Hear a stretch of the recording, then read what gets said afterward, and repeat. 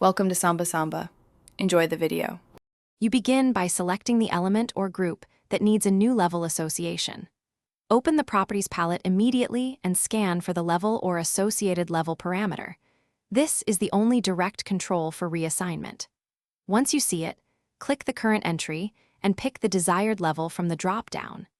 If you can't find the parameter, stop and verify the element's hosting or family type, because that determines whether the parameter is exposed and editable.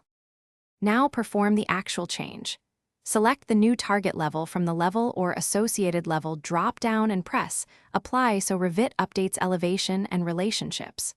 For many elements at scale, create a schedule with the associated level field visible, edit values in the schedule grid, and commit those changes to save time.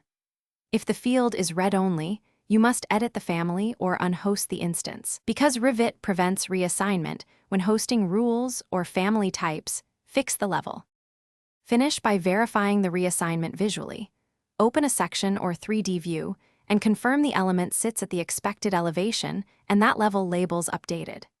Make sure schedules, tags, and any dependent dimensions reflect the new level. Update or reload families if needed.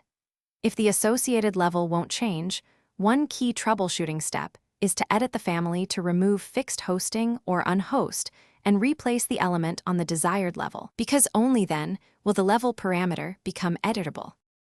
Thanks for watching. Consider subscribing if we helped you.